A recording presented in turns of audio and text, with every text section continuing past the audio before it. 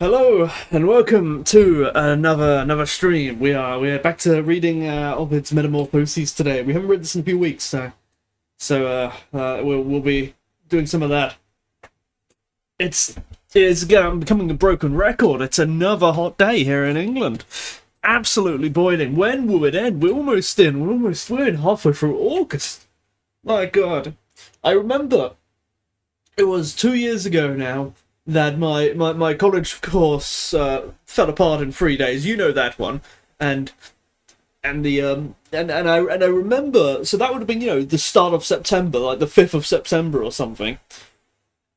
Not very far away from now. And I remember going in there, and I remember exactly what I was wearing. I was wearing a wool coat. I was wearing a pea coat because it was cold. It was cold.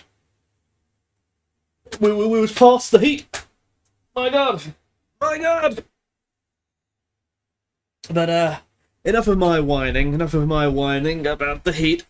Let's get set up and we'll do some reading.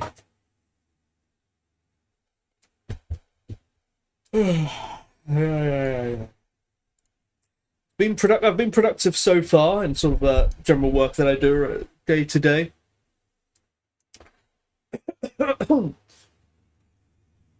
Let's see, where do we get to? Oh, we get to book 10. Book 10. Okie dokie. Oh, that got stuck. Oh, I tried going to the shop today to buy something to read. Actually, I tried going to a cafe. I had some money spare that I was able to use at a cafe. But I went there and the cafe was closed. I guess they didn't have any staff that day, so that was a bit disappointing. And then I kept on walking. So I thought, all right, I'll go to the store and I'll buy myself a cheeseburger. But the prices were outrageous, and so I didn't get a cheeseburger. So I walked back, and then there's another store I walked past, and I thought, okay, I would buy myself just a chocolate milkshake, and they were also sold out, and so I came home with nothing. I walked out for like an hour in the boiling hot sun, and I was kind of hungry, and I got nothing. I got nothing. It was a disaster, a total disaster. But so I went home and I cooked myself some sausages. What else have I done today? I was hoping to play a bit of Satisfactory earlier today, not on stream, just for myself on my own solo world. I've actually started another solo world. So what I had is I've got the Satisfactory world that we have on the stream, that world, and that's like there's like a style of building I'm going for in there, and it's built in the green fields. But in this other world that I had, which was actually a little bit older than the stream world, I was also in the green fields, and I was also building that same kind of style. So it trying to play both at the same time. I was confusing myself, and it was I was just doing the same thing. So that wasn't too interesting. And even though I was a little bit further into that, I think I was like 10 hours or so, 20 hours or so into it. I've had to drop that one. Not the stream one. The stream one's fine. This is the solo one I was playing, and so I've made a new world. And I don't know what the place is called, but it's in another one. It's a different starting location, and so I'm going to build there instead. And that way I can play both at the same time without feeling like I'm overwhelming myself. But anyhow, we've got two fans going on at the moment. It's blowing the book out of the way. Where's the pen thing? Where's it gone? Let's get stuck into some reading so we can we can do that. Do I have to zoom in a bit more? Probably. Okie dokie. Book 10. From there, Hymen, clad in his saffron robes, was summoned by Orpheus and made his way across the vast reaches of the sky to the shores of the Cacones. But Orpheus's invitation to the god to attend his marriage was of no avail. Oh, I need to drink some water. My throat. Holy moly, I'm dying. Okay, no, I need my bookmark. Also, my neck is stiff.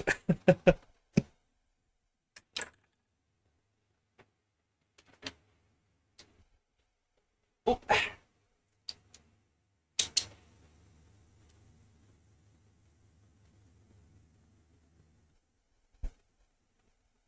Yeah, but I was Yeah, I've gotten like I'm like an hour. I took a pretty long time to get through phase one on this new solo what I was playing.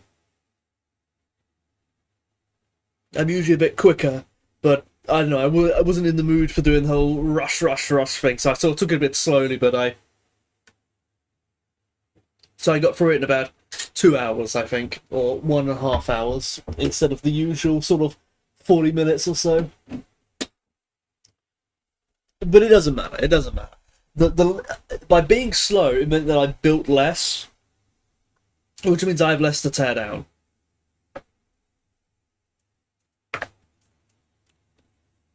But when oh bugger, did I cut myself?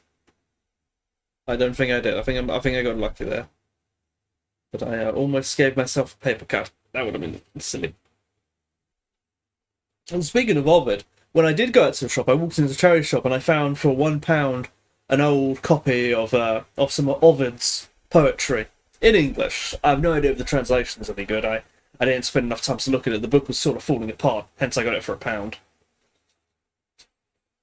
Let's see. But Orpheus' invitation to the here's an interesting thing. This is something I need to look up one day. Notice how the apostrophe after Orpheus there is, it's not Orpheus, you know, like that. The apostrophe is after the S, and it's just spelt in the same way as the singular. Now I don't know if I've done this myself a lot, and I don't know if it's really grammatically correct. So I haven't bothered to look into it. Anyway, I think it looks neat though. To the god was of no avail, for though he was certainly present, he did not bring good luck. His expression was gloomy, and he did not sing his accustomed refrain. Even the torch he carried sputtered and smoked, bringing tears to the eyes, and no amount of tossing could make it burn. The outcome was even worse than the omens foretold, for while the new bride was wandering in the meadow with her band of naiads, the serpent bit her ankle, and she sank lifeless to the ground. The Thracian poet mourned her loss, and when he had wept for her to the fool in the upper world, he made so bold as to descend through the gate of Taenarus to the Styx, to try to rouse the sympathy of the shades as well. There he passed among the thin ghosts, the wraiths of the dead, till he reached Persephone and her lord, who holds sway over the dismal regions. The king of the shades, then, accompanying his words with the music of his lyre, he said, come on.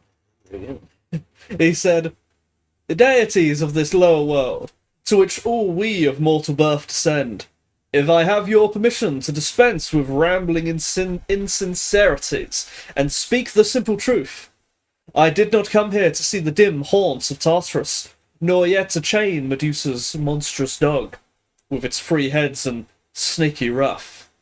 I came because of my wife, cut off before she reached her prime when she trod on a serpent, and it poured its poison into her veins. I wish to be strong enough to endure my grief, and I will not deny that I had tried to do so, but love was too much for me. He is a god well known in the world above. Whether he may be so here too, I do not know, but I imagine that he is familiar to you also, and if there is any truth in the story of that rape of long ago, then you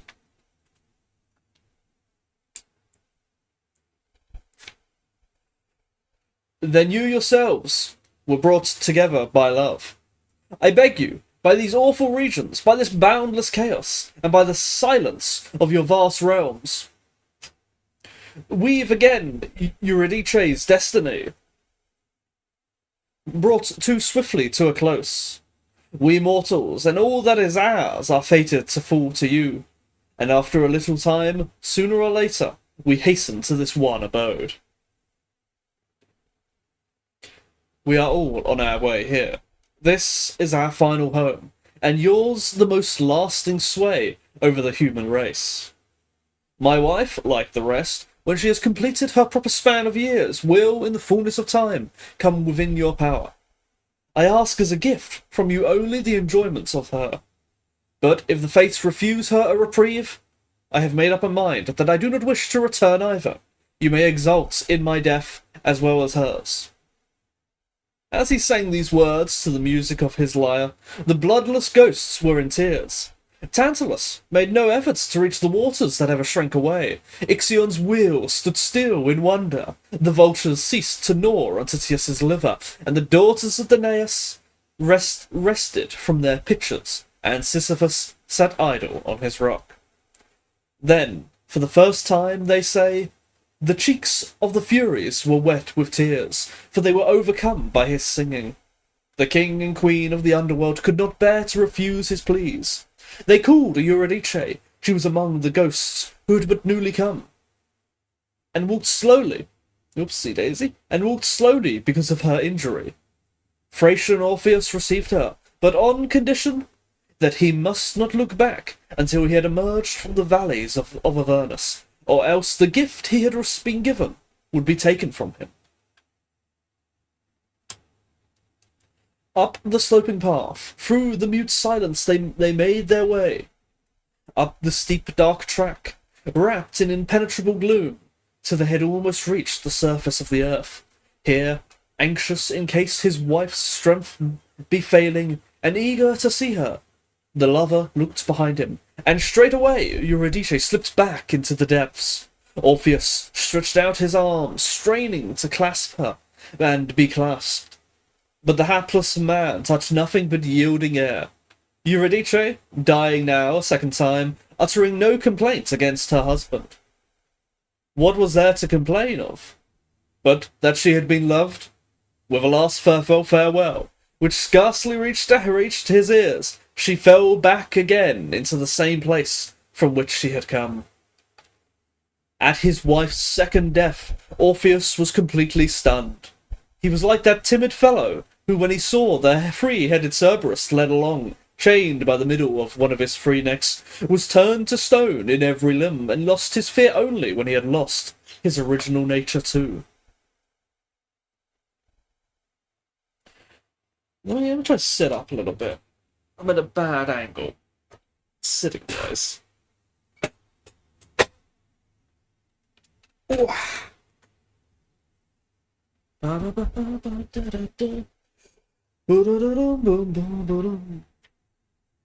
Or like Olenus and hapless Letheia, once fond lovers, now stones set on well-watered Ida, all because Letheia was too confident in her beauty, while Olenus sought to take her guilt upon his own shoulders, and wished to be considered the culprit.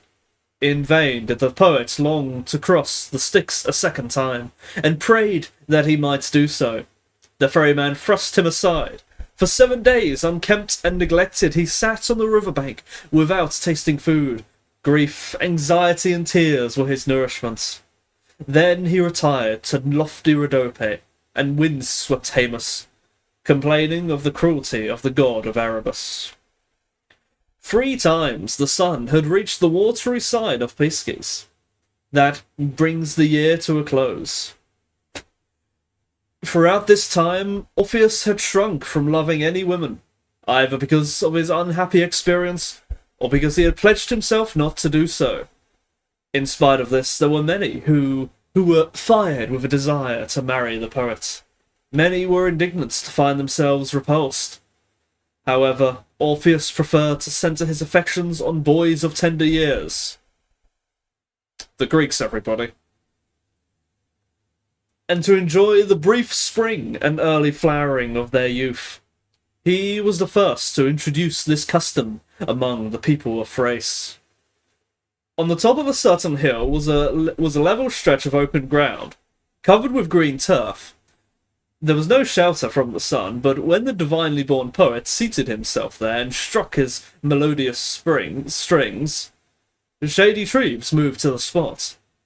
The oak tree of Canoa, poplars, Phaethon's sisters, crowded round, along with Jupiter's great oak, with its lofty branches, and soft lime trees and beeches, and the virgin laurel, brittle hazels and ash trees that are used for spear shafts, smooth firs and holm oak, bowed down with acorns, the genial sycamore and the variegated maple, willow that grow by the rivers and the water-loving lotus, evergreen box, slender tamarascus, myrtles double-hued, and viburnum with its dark blue berries. There was ivy too, trailing its tendrils, and leafy vines, vine-clad elms and mountain ash, pitch pine and wild strawberry, laden with rosy fruits, waving palms, and the victor's prize and pine, with its leaves gathered up into a shaggy crest. The favourite tree of Cybele.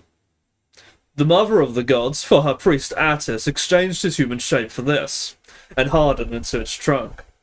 With the rest of the throng came the cypress, shaped like the cones that mark the turning points of the race cross. Though now a tree, it was once a boy, dearly loved by the god who strings both the lyre and the bow. Speaking of Apollo, this is the story. There was once a magnificent stag, sacred to the nymphs who live in the fields of Carphaea, whose branching antlers cast deep shade over its head. These antlers gleamed with gold, and a necklace of precious stones, encircling the animal's silky neck, hung down over its shoulders. On its forehead swayed a silver charm, kept in place by fine leather straps, which it had worn since it was born, and pearls glistened in either ear, close by its hollow temples. This stag was quite without fear, and its natural timidity forgotten. Used to visit people's homes and hold out its neck, even to strangers, to be stroked. But the person who was most attached to it was the Cyparissus, the handsomest of the Cyan boys. He used to lead it to fresh grazing or to waters of some crystal spring, and wove reaches of different kinds of flowers to hang upon its horns. Sometimes he sat on its back like a horseman on his horse, and gleefully guided the animal's soft mouth this way and that, by means of scarlet reins. One summer day at noon, when the curving arms of the shore-loving crab were being scorched by the heat of the sun, the stag was tired and lay down to rest in the grassy ground, finding coolness in the shade of the trees. There Cyprissus unwittingly pierced it with his keen javelin. When he saw his friend cruelly wounded and dying, the boy resolved himself to die himself. Phobos said all we could do to comfort him, chiding him and telling him that his grief should be moderate. In proportion to its cause, still the boy groaned and begged, and, as a last gift from the gods, that he should be allowed to go on mourning forever. Now, as his blood drained away, by reason of his endless weeping, his limbs began to change to a greenish hue, and the hair, which lately curled over his snowy brow, bristled and stiffened, pointing upwards in a graceful crest towards the starry sky. Sadly, the god Apollo sighed. "I shall mourn for you," he said, "while you yourself will mourn for others, and be the constant companion of those in distress." Such was the grove which Orpheus had drawn round him, and now he sat in the middle of a gathering of wild creatures and a host of birds. He tested the chords of his lyre, striking them with his thumb, till his ear was satisfied that the notes they played, though different, were all in tune. Then he began to sing. "Since all the things bow before Jove's might, begin my song with Jove. O Muse, my brother, my mother. Often, now I have told of Jove's power. Ouch. In loftier strains I have sung of the giants, and those victorious thunderbolts which were hurled down upon the plains of Phlegra. But now I need a lighter refrain to tell of the boys whom the gods have loved, and of the girls also, who seized with and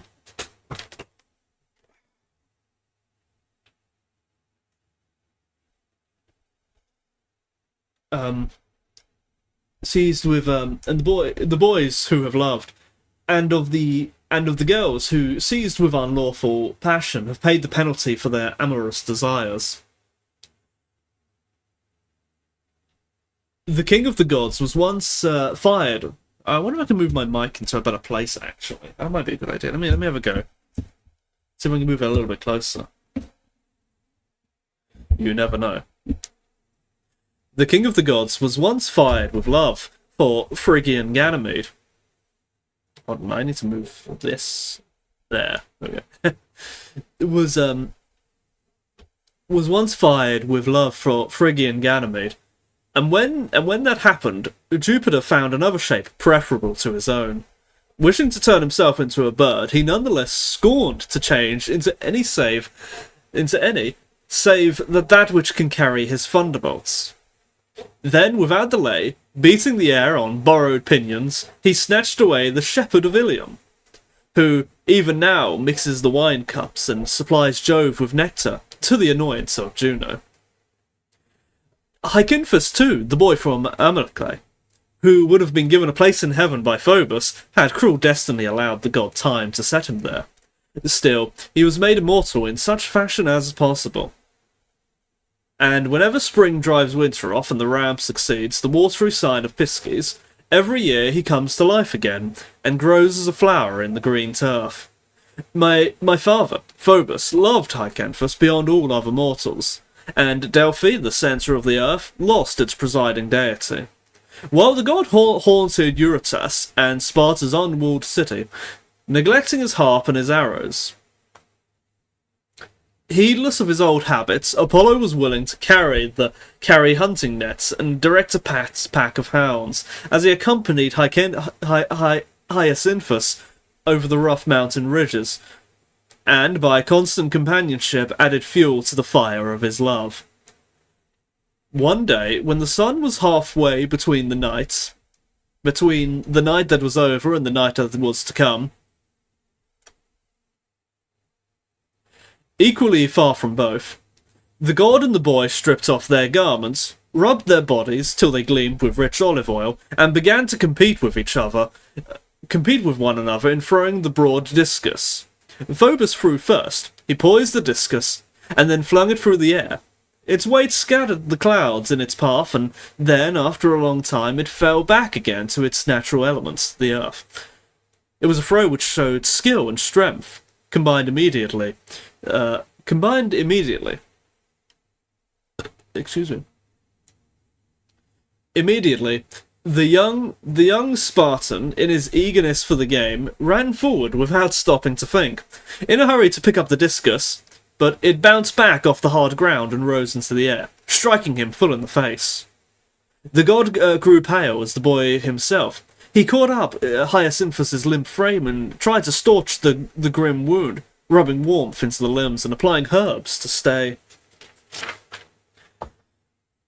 the fleeting spirit. But Apollo's art was of no avail.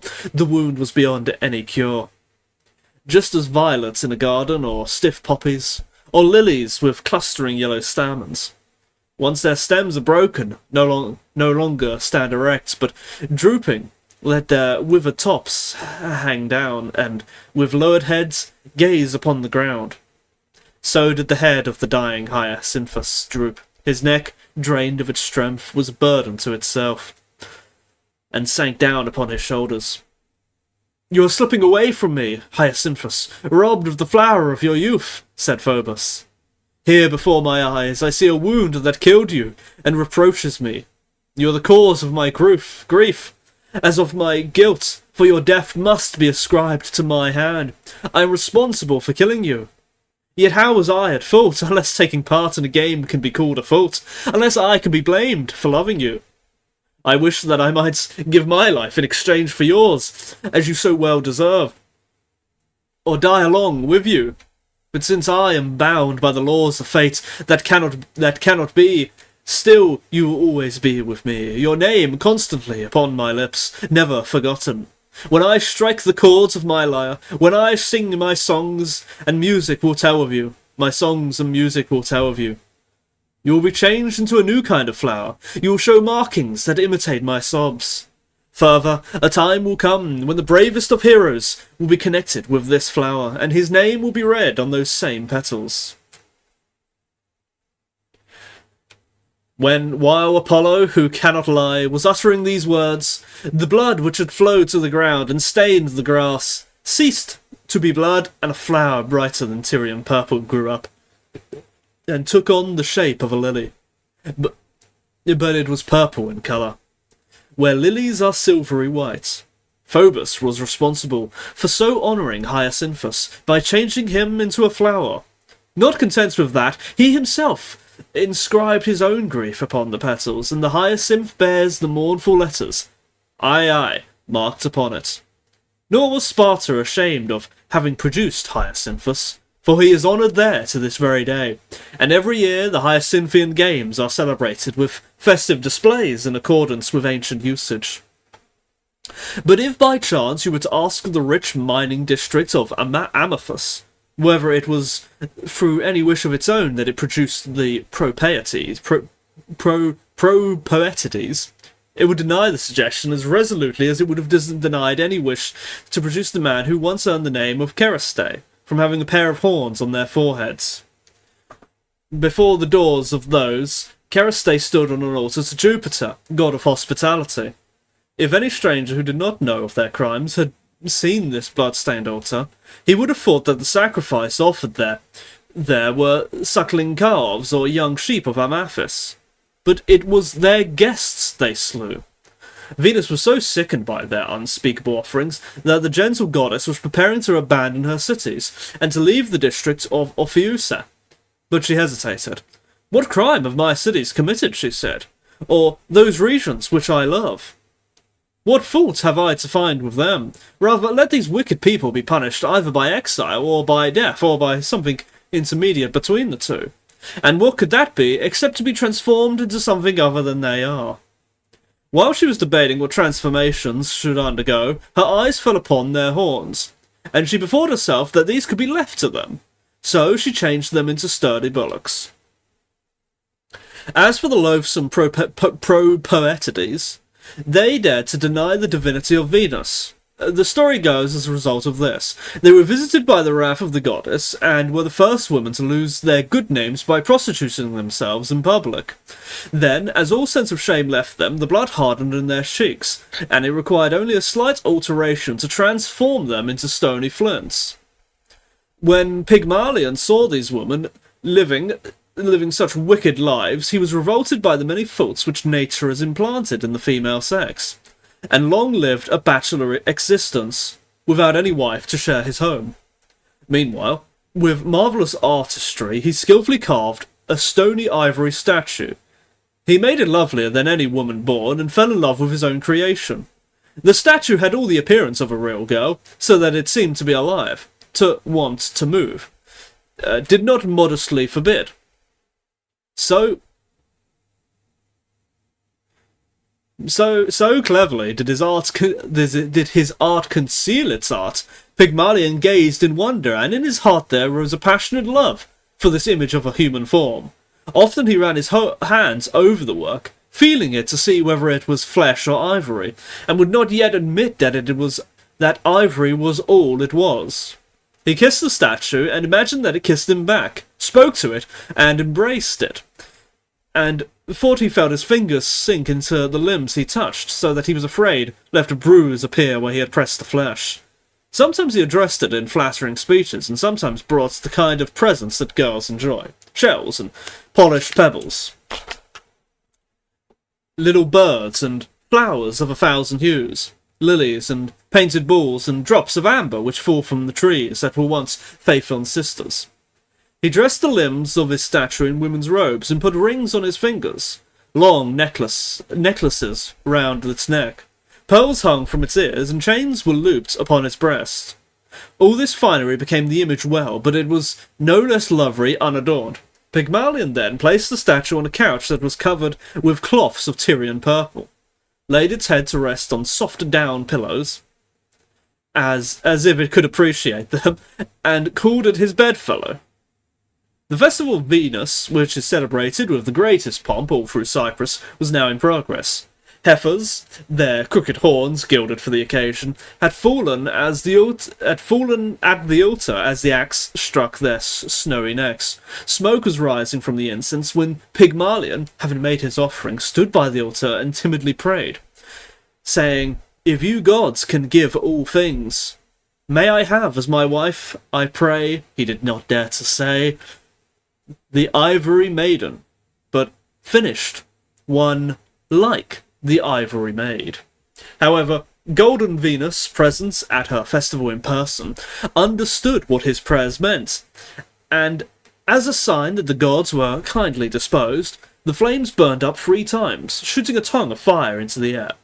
When Pygmalion returned home, he made straight for the statue of the girl he loved, leaned over the couch and kissed her.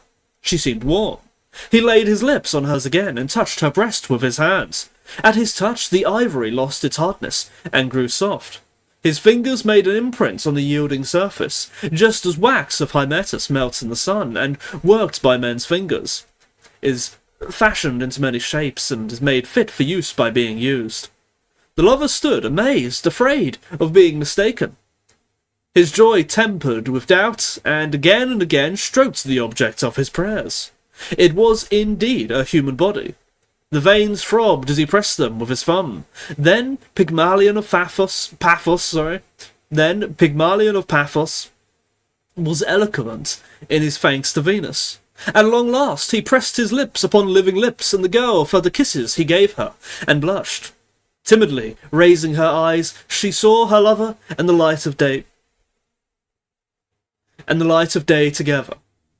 The goddess Venus was present at the marriage she had arranged, and when the moon's horns had 9 times been rounded into a full circle, Pygmalion's bride bore a child, Paphos, from whom the island takes its name. Paphos, in turn, had a son, Cinyras, who might have been considered one of Fortune's favourites, if only he had not had a family. The story I'm going to tell you is a horrible one. I beg that daughters and fathers should hold themselves aloof while I sing, or if they find my songs enchanting, let them refuse to believe this part of my tale, and suppose that it never happened.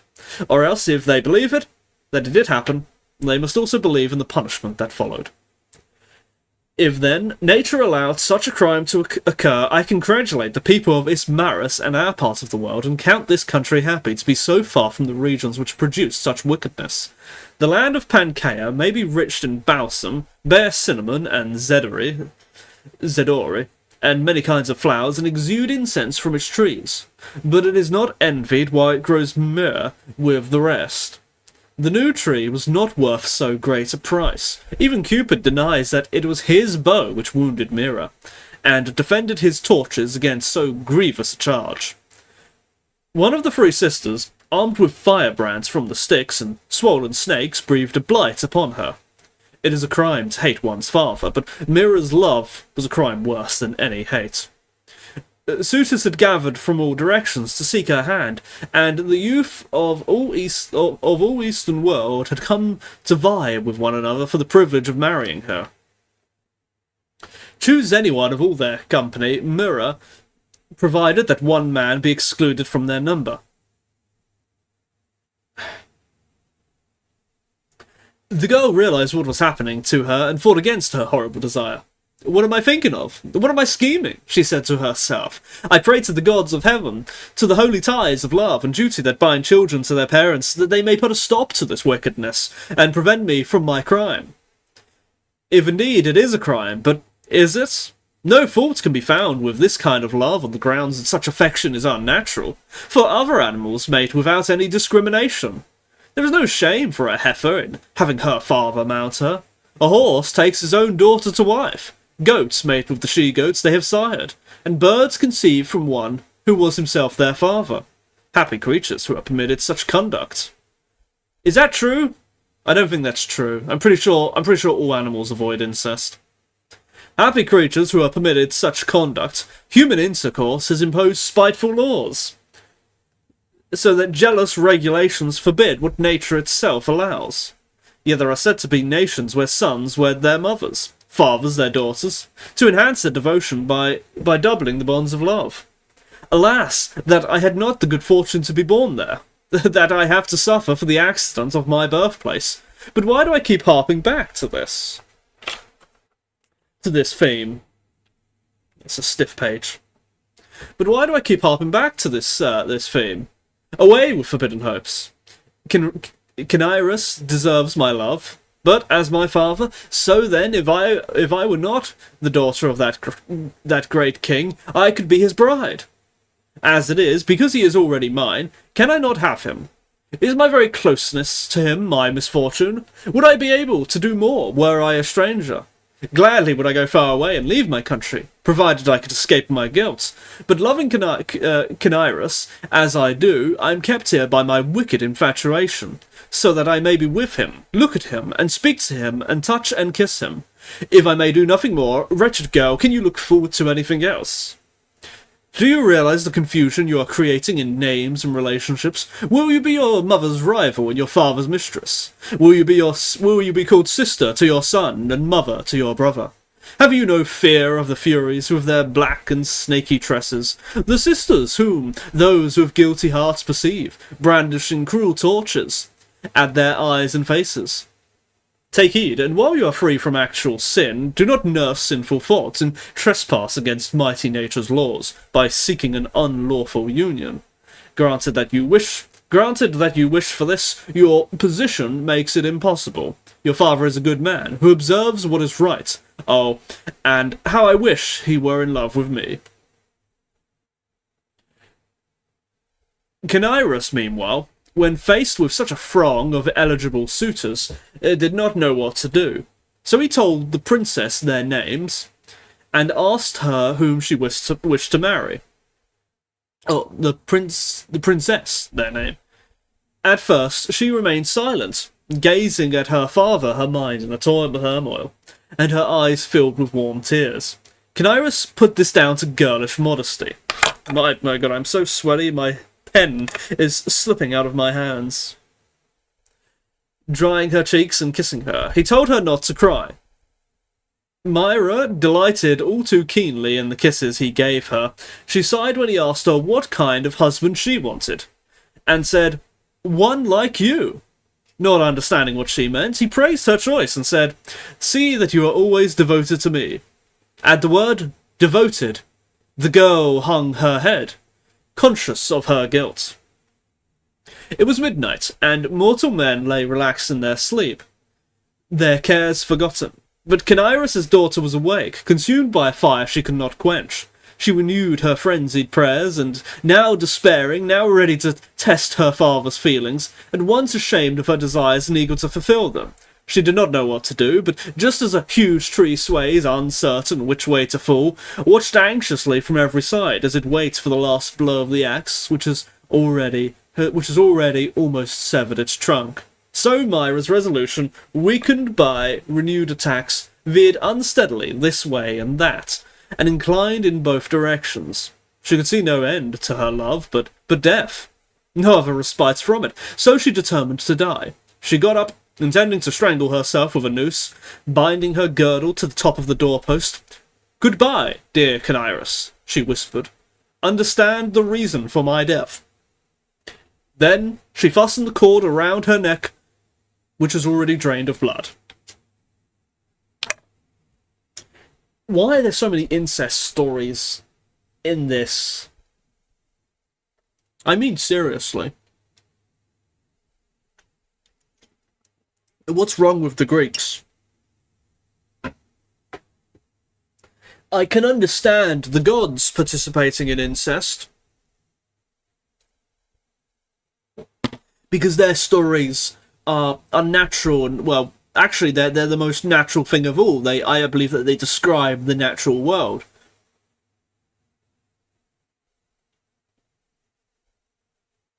And in an effort to describe the origins of all living creatures from such small numbers, it's inevitable that some incest must occur in a mythological story of that kind. But these are mythology, these are not so much gods. And there's no reason for this, other than to serve as cautionary tales against incest. But why must there be so many of them? Surely one is enough. Her murmured words, they say, reached the ears of the faithful nurse who was keeping guard at the threshold of the girl's bedroom. The old woman rose and unbarred the door. When she saw Myra's preparation for suicide, she shrieked aloud, and all at one, and at the same instant, beat her breast, tore her garments, and loosed her mistress's neck, tearing the noose apart. Only then had she time to weep, to throw her arms round the girl, and ask why she had tried to hang herself. Myra remained mute and silent. She kept her eyes fixed upon the ground, and grieved that she had been too slow, and had been discovered in her attempts to put an end to her life. The old nurse insisted, uncovering her white hairs and baring her empty breasts. She begged the girl, by the cradle of her infancy, by the first nourishment she had known, to tell her whatever it was that had been worrying her, but Myra turned away from her questions with a groan. The nurse was determined to find out the truth, and promised to do more than merely guard the secret safely. "Tell me," she said, "and let me help you. I am old, but not useless.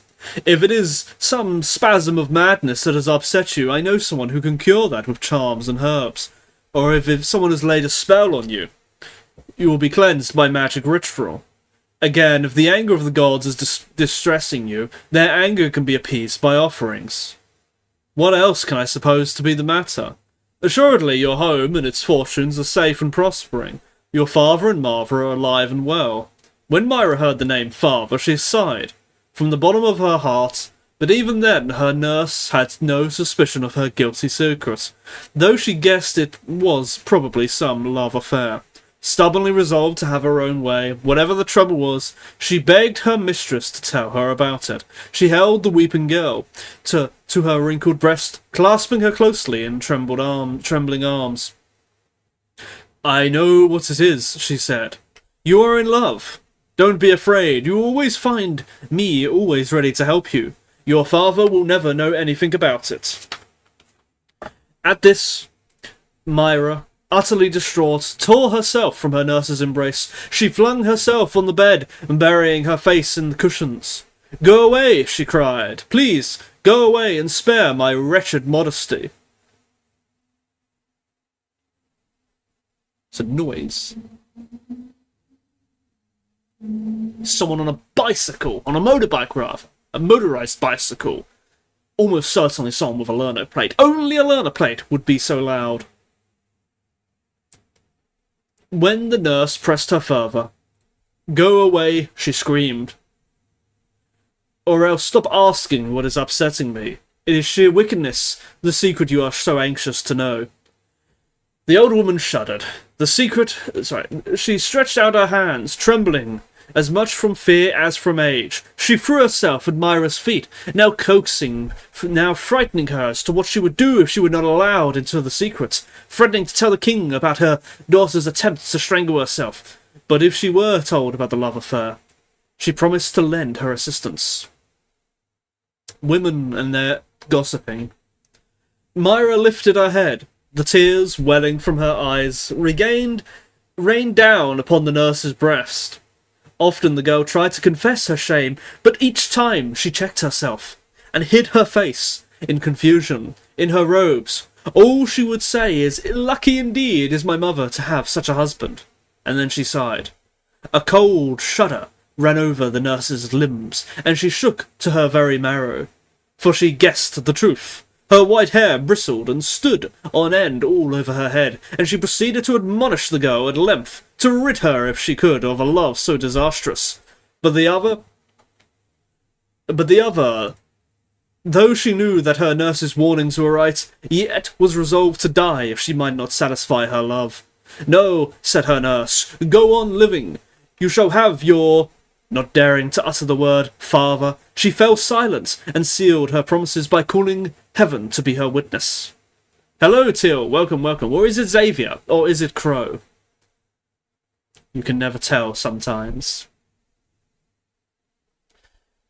Now the time was come when all married women were duly celebrating the annual festival of Ceres, at which, dressed in garments of snowy white, they offer her garlands. It's Till. Okay, you're the rare. You are Till. You are Till. You are not a Till Xavier. You are Till the Xavier. I understand. Understander. the festival of Ceres, at which, dressed in garments of snowy white, they offer her garlands made of corn ears.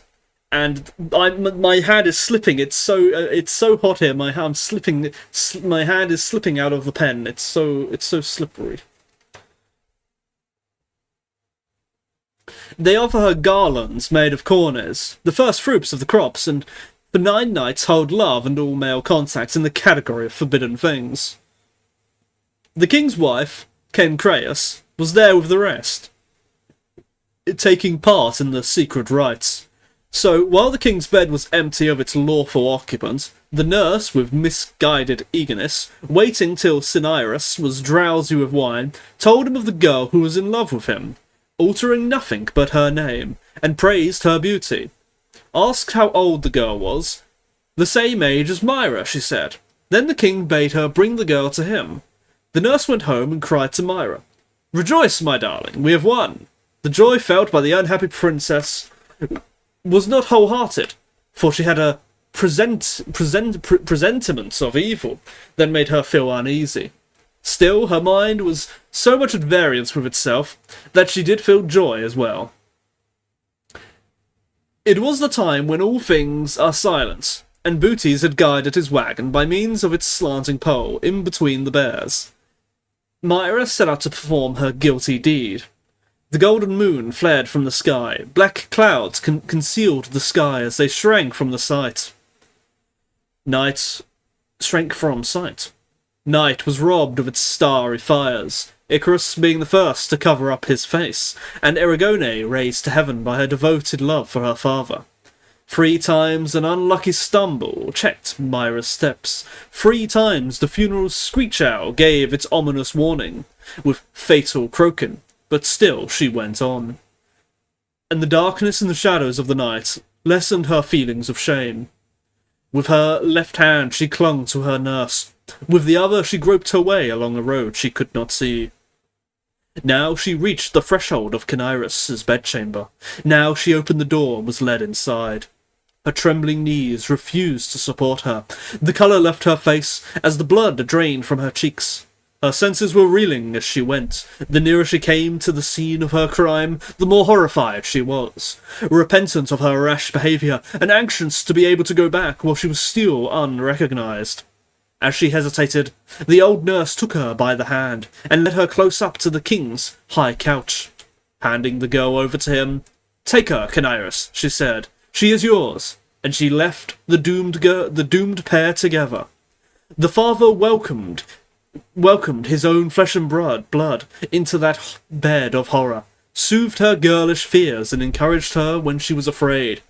It may well be that he used the name appropriate to her age and called her daughter, while she called him father, so that even the names were not wanting to complete their wickedness. When she had been filled with her father's seed, Myra left his room, bearing in her disgusting womb a sinful burden, the child she had criminally conceived. The next night they repeated their wickedness, nor was that the end of it, till at length Cinyras, anxious to know the mistress with whom he had lain so often, brought in a lamp, recognised his daughter, and realised his guilt. Filled with anger, too great for words, he snatched his gleaming sword from the sheath where it hung. Myra fled. In the darkness and concealments which night offered, she was saved from death. This way and that she roamed. She roamed across the broad lands of her father's kingdom, till she left the palm trees of Arabia and Panchaea's fields behind her. For 9 months she wandered, and at length, tired out, rested in the lands of Sabea. By this time she was scarcely able to support the burden she carried in her womb. Afraid of death, yet sick of life, not knowing what to pray for, she had recourse to these petitions. O gods, if such there be who listen to her penitence, I have deserved grievous punishment, nor do I shrink from it, but in case I should contaminate the living by my presence if I live, or the dead if I die, banish me from the realms of both, and deny me life and death by changing me into some other form. There is a deity who hears the prayers of penitence, for certainly her last prayer did not fall on deaf ears. Earth heaped itself around her legs as she spoke, and roots breaking out through her toenails stretched sideways, forming foundations for a tree trunk. Her bones were changed into hard wood, and through the marrow, which survived in their interior, flowed sap instead of blood. Her arms became large branches, her fingers small ones, and her skin hardened into bark. The growing tree had already encased her laden wounds, and had spread over her breast, and was about to cover up her neck. Impatient of delay, she sank down to meet the wood as it rose, and buried her face in the bark. Though she lost her former feelings when she lost her body, yet she still weeps, and warm drops flow from the trees. From the tree, even her tears are renowned, and the myrrh that drips from her trunk retains its mistress's name. Men will speak of it for all eternity. The infant that Mira had conceived in sin had grown inside the tree, and was now seeking some way by which it might leave its mother, and thrust itself into the outer world. Within the tree trunk, Myra's womb was swollen and distended with the burden she carried, but her agony found no expression in words, nor could she, in her labour, summon Lucina by her cries. Yet she had all the appearance of a woman struggling to be delivered. The tree bent over, uttered constant moans, and was moist with falling tears. Gentle Lucina stood by the suffering branches, and laying her hand upon them, spoke the words of deliverance. At this, the trunk split open, and through the fissure in the bark gave up its living burden. The wailing cry of a baby boy was heard. The nymphs laid him on the soft turf, and washed him in his mother's tears. Even jealousy personified would have praised its beauty, for he looked like one of the naked cupids painted in pictures, differing from them only in his attire. For to make them alike, the one would have to be given a light quiver, and the other would have to relinquish theirs. The fleeting years glide on unnoticed, and nothing is swifter than time. Nothing is swifter than time. This baby, offspring of his sister and his grandfather, so recently enclosed in the tree trunk, born but yesterday, soon grew into a lovely child, and soon became a young man, and then a full-grown, and then a man full-grown, surpassing even himself in handsomeness. He now became the darling of Venus, and avenged the passion which had assailed his mother, for while his son Cupid was kissing Venus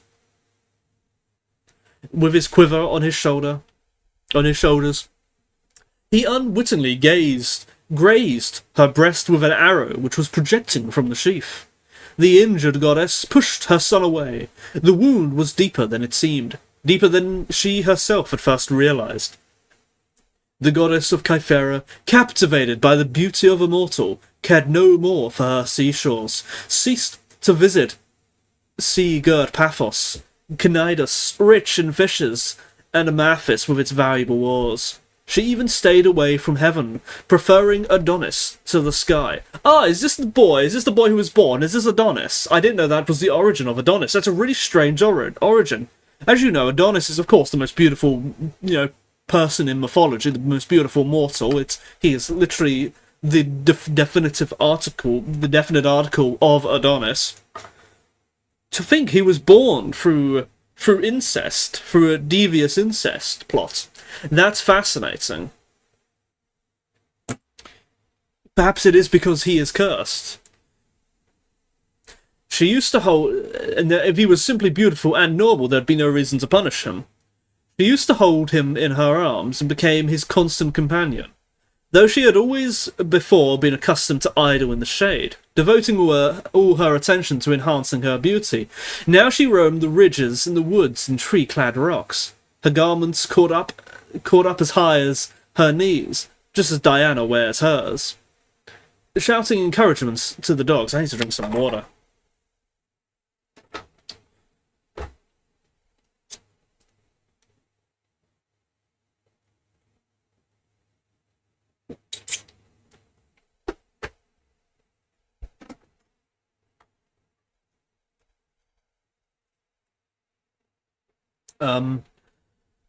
Huh.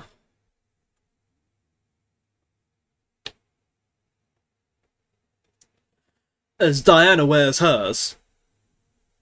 Shouting encouragements to the dogs and pursuing such animals as it is safe to hunt, fleeing hares, deer, or stags with lofty antlers. She kept clear of the sturdy wild boars and did not risk any encounter with thieving wolves, bears armed with claws, or lions that glut themselves on slain cattle. Hoping that her warnings might be of some avail, she advised Adonis too to beware of such creatures. "Show yourself bold when your quarry flees," she told him. "It is not safe to be daring when the animal you are hunting is daring too. Do not be rash, dear boy, when I may be the one to suffer. Do not provoke wild animals which nature has armed against you, lest your desire for glory should cost me dear. Your youth and beauty and the charms which make Venus love you have no effect upon lions or bristling boars, or on the eyes and minds of other wild beasts. The fierce boar deals a blow with his fangs, as swift as a lightning flash, and tawny lions filled with boundless rage are ever ready to attack. I hate their whole tribe." The boy asked for reason for her hatred. "I shall tell you," she said, "and you will be amazed at this strange tale of wickedness that happened long ago." Are they going to go into a tangent, are they? We're not going to hear of the death of Adonis, or maybe we will. I don't know, let's keep trying. The boy asked for the reason for her hatred. "I shall tell you, and you will be amazed at the strange tale of wickedness that happened long ago. But my unwanted exertions have tired me. See this poplar here spreads welcome shade just where we want it, and the turf provides us with a couch. I should like to rest here with you on the ground." She sat down as she spoke, and reclining on the grass, leaned against Adonis and rested her head on his breast. Then she told him this story, interspersing her words with kisses. "Perhaps you have heard of a girl who used to race against men, and defeat even the fastest runners. That story is no idle tale, for Atalanta did indeed surpass all men, and it would be impossible to say whether she received higher praise for her fleetness of foot, or for her beauty. Now she consulted the god Apollo on the subject of a husband, and gave her this reply: 'You have no need of a husband, Atalanta. You should avoid any experience of one. But assuredly you will not escape marriage, and then, though still alive, yet you will lose your own self.' Atalanta was frightened by the god's oracle, and lived upward in the shady woodlands, ridding herself of insistent suitors by imposing harsh terms upon them. 'No man may have me,' she said, 'unless he first defeats me in a race. Compete against me, and the one who is swift of foot will have my hand in marriage as his prize. But death will be the reward of those who are left behind. Let us race on those conditions.' Cruel though she was, the power of her beauty was so great that a host of suitors rashly came forward, even on those terms. Hippomenes had taken his seat to watch the unequal contest. Would any man seek a wife at such risk to himself, he scoffed, blaming the young men for allowing their infatuation to carry them too far. But when he saw Atalanta's face and her figure, when she stripped off her outer garments for the race, a figure such as my own or such as yours would be, Adonis were you a woman, he was overcome with wonder, and raising his hands to heaven exclaimed, 'Forgive me, you whom I blamed just now. I did not know the prize you were seeking to win.' As he praised Atalanta, he began to fall in love with her, and jealousy, making him afraid, prayed that none of the young men should race faster than she. 'Why should I not? Why should not I, too, try my fortune in the race?' he said. 'The gods help those who show themselves bold.' While Hippomenes was asking himself this, the girl darted off on winged feet. She seemed to the Boeotian youth to speed on her way like a Scythian arrow, but that only made him admire her beauty all the more. Indeed, she did make a lovely picture, as she raced. The wind blew back her long robes as she held them up out of the way of her swift feet. Her hair floated over her ivory shoulders, and the garters with embroidered edges which bound her legs streamed out in the breeze. The girlish whiteness of her skin was flushed as when a scarlet awning, drawn over the gleaming marble halls, strains them with a colour not their own. While the stranger was remarking all this, the last lap was run, and Atalanta, crowned with the wreaths of victory, the men she had defeated groaned and paid their penalty, in accordance with their agreement. However, the young Hippomenes was not deterred by their fate. Stepping forward, he stood in the centre of the group, and fastening his eyes upon the girl, said, Why seek a title you can easily win, defeating opponents who are slow and out of training? Race against me, and if fortune gives me victory, you will feel no shame in being beaten by a man of such distinction. For my father was the Megarian Oncestius, rather, and his father was Neptune, so that I am the great-grandson of the king of the ocean, and my courage is in no way inferior to my birth. On the other hand, if I am defeated, your name will be renowned and remembered for having beaten Hippomenes. What's the numbers at the top corner if I've seen that in a book before? Top corner. These ones? I think what these refer to, I'm guessing, is that this is a translation of an ancient classic work. And ancient classic works are hard to come by. Often there is only one or two extant examples left, and they call these the manuscript. You'll find these in museums, and they're a load of charred remains. That's what they tend to be. And there's generally a sort of international agreement of which manuscript is the best one, and these are numbered. And so while this translation does not tell you exactly where each line is, it'll give you those lines from the manuscript. I'm pretty sure, I'm 90% sure, that that's what those are. In fact, let me show you something.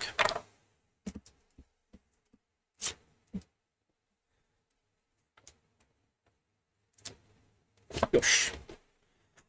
If I can reach it. Put that over there.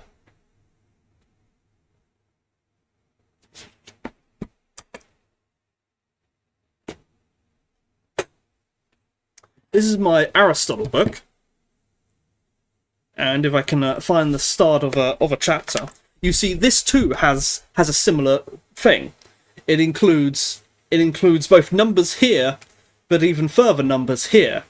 And at the start of each chapter, it'll tell you what those are. Let's go find it.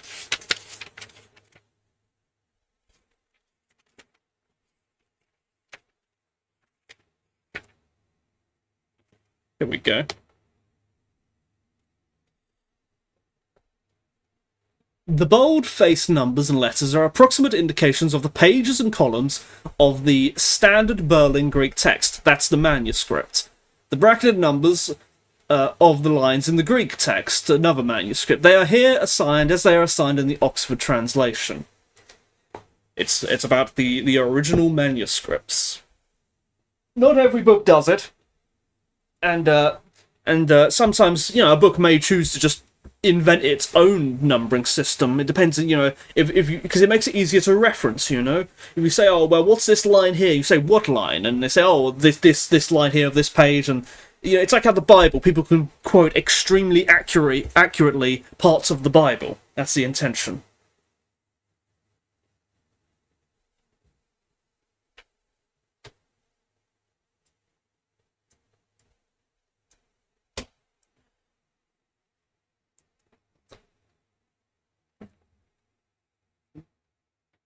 As he spoke, Scoenius's daughter looked at him tenderly, not sure whether she would win or lose, and said to herself, "What god, hostile to a handsome face, wants to destroy this youth, and so induces him to seek my hand at the risk of his precious life?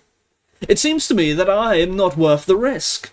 It is not his fine presence which appeals to me, though I could be touched by that as well, but the fact that he is still a boy, his youth, not the boy himself, stirs my pity. Then he has courage too, and a heart that is not afraid to die, and he is fourth in descent from the Lord of the Sea. On top of that, he loves me and thinks it worthwhile to risk death in order to marry me. For death is the price, if cruel fate deny me to him. No, stranger, go while you may, and leave my home as stained as it is with the blood of men who sought me as a bride. The conditions for marrying me are too cruel. No other girl will refuse to wed you. A sensible one might well pray for the chance." Oh, will we make it? Will we make it? I would have normally given up by now, but because we're so close to the end of the chapter, I think I'll try and push through and read it. "Yet why should I be troubled for you, when so many before you have already been killed? He must look after himself. Let him die, since he has not taken warning from the death of so many suitors, but is still driven to show himself tired of living. Will he then die, because he wanted to live with me? Will he suffer a death he has not deserved in return for his love? If that happens, my victory will rouse intolerable hatred. But it is not my fault. If only you would agree to give up the contest. Or if only you were faster, since you are so completely mad. How handsome are his boyish features, just like those of a girl. Poor Hippomenes, I wish you had never set eyes on me. You deserve to go on living. If I were luckier, if cruel fate did not deny me a husband, you would be the only one with whom I could wish to share my bed. Inexperienced as she... Blah! As I whack my camera. Inexperienced as she was touched by the first stirrings of passion, Atalanta did not know what she was doing, but loved without realizing that she was in love. Now the citizens and her father were demanding that the usual race be held. When Neptune's descendant, Hippomenes, invoked aid, praying anxiously, "O Lady of Kythera, I beg you to assist me in my daring venture and foster the fire of love which you yourself have kindled." And the kindly breeze the kindly breeze brought me his persuasive pleadings. I was moved, I confess, and lent him my aid without delay. There is a field which islanders called Tamassus, the best part of the island of Cyprus, which the elders of the people consecrated to me long ago, bidding me accept it as a gift in addition to my temple. In the centre of this field is a gleaming tree with golden leaves and tinkling golden branches. It so happened that I was coming from there carrying in my hand 3 golden apples I had picked. So I went up to Hippomenes, invisible to all save the youth himself, gave him the apples and told him what to do with them. Then the trumpets gave the signal, and both runners shot forward from the starting line, and flew swiftly over the surface of the sand. They looked as if they could skim the surface of the seas, dry shod, or race over white fields of standing corn. The shouts and the enthusiasm of the spectators encouraged the young man, for they cried, "Now is the time to press on! Run, Hippomenes, and put forth all your strength! Be quick, and you will win!" It is hard to say whether the hero from Megara or Scoenius' daughter was more delighted by their cries. How often, when she could have passed them, did Atalanta slow down and gaze at him for long, before reluctantly leaving him behind. Hippomenes' breath came panting from his dry lips, and the goal lay far ahead. Then at last he rolled forward one of the 3 apples from the tree. The girl stood still in astonishment, and in her eagerness to secure the gleaming fruit, ran out of her course and picked up the golden ball. Hippomenes passed her, and the benches rang with the spectators' applause. But Atalanta, putting on a spurt, made up for her delay, and the time she had lost, and once again left the young man behind. He held her back a second time by throwing another apple, but again she overtook and passed him. There remained the last lap of the race. "O goddess," he prayed, "you who gave me the gift, be present now to help me." And with all his youthful strength he threw the shining golden apple sideways to the edge of the course, so that it would take Atalanta longer to get back. The girl was seen to hesitate whether she should go after the apple.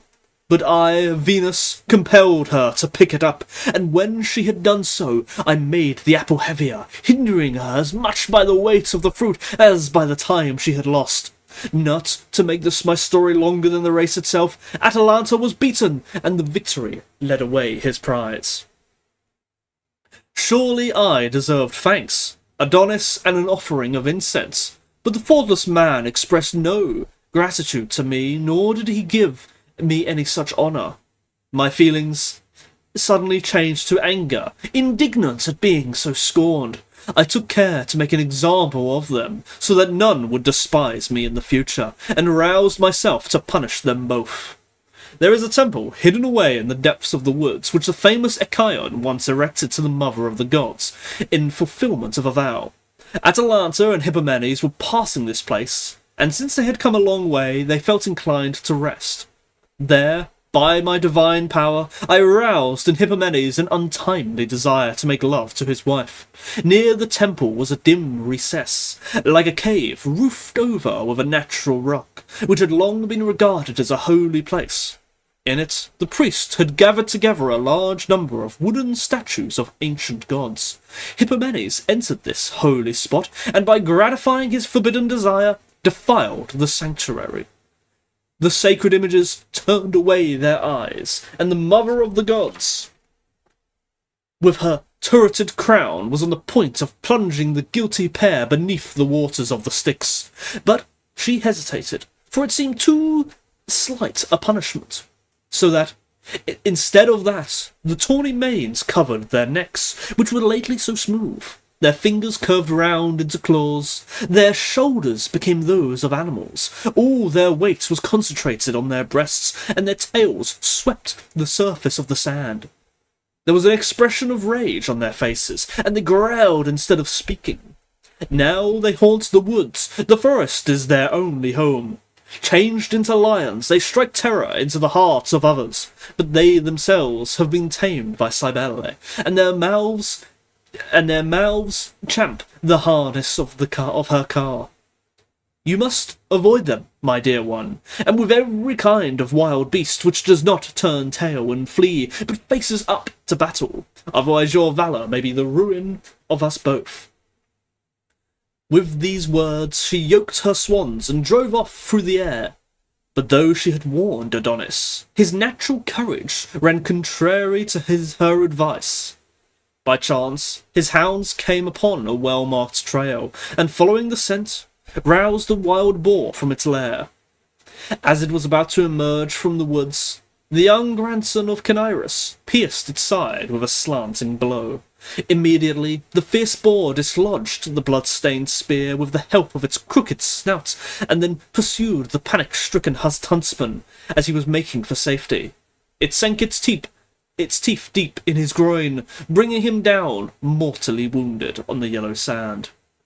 Venus, as she drove through the air in her light chariot drawn by winged swans, had not yet reached Cyprus. She recognized the groans of the dying Adonis from afar, and turned her white birds in his direction. As she looked down from on high, she saw him lying lifeless, his limbs still writhing in his own blood. Leaping down from her car, she tore at her bosom, and at her hair, beat her breast with hands never meant for such a use, and reproached the fates. But still, she cried, you will not have everything under your absolute sway. There will be an everlasting token of my grief, Adonis. Every year, the scene of your death will be staged anew, and lamented with wailing cries, in imitation of those cries of mine, but your blood will be changed into a flower. Persephone was once allowed to change a woman's body into fragrant mint, and shall I begrudge the right to transform Cinyras' brave grandson? With these words, she sprinkled Adonis's blood with sweet-smelling nectar, and at the touch of the liquid, the blood swelled up, just as clear bubbles rise in yellow mud. Within an hour, a flower sprang up, the colour of blood, and in appearance like that of pomegranate. The fruit which conceals its seed under a leathery skin, but the enjoyment of this flower is of brief duration, for it is so fragile, its petals so lightly attached, that it quickly falls, shaken from its stem by those same winds which give its name anemone.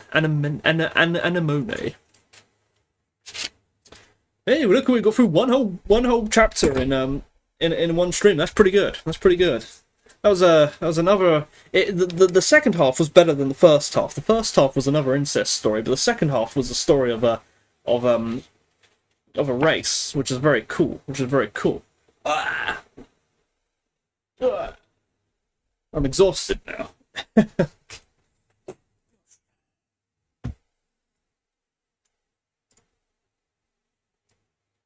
Ay.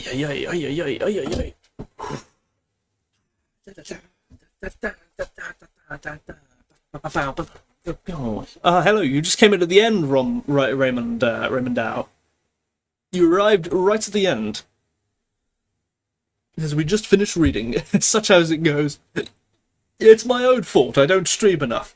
I think the way Twitch seems to work, the way the cosmos appears to work, is that you tend to find a stream about 1 hour into the stream. That's how it tends to go. And since I almost always finish at the 1 hour mark, it means you are always arriving at the end. But such is the way. Such is the way. I'll get more stamina one day. I've just got to keep doing it. I actually went for 1 hour 20 minutes this time, and instead of measly 1 hour, I pushed a little harder and we read a bit more. But anyhow, yes, you keep coming at the end of the stream. It's so over. It's so over. But we are done here. We are done here, and I shall leave you. I shall leave you all now. That's the end of our week. That's the end of the week. Back on Monday, we'll be doing more Aristotle. And whatever comes after that. But thanks for watching, and as usual, I don't have an outro, but I do have a biscuit. I did buy a pack of biscuits. So we are stocked up on chocolate biscuits. Well, I'm tired now. What time is it? There's still time for me to go to the shop. I might do that, actually. That might be a good idea. Yeah. Okay, thanks for watching.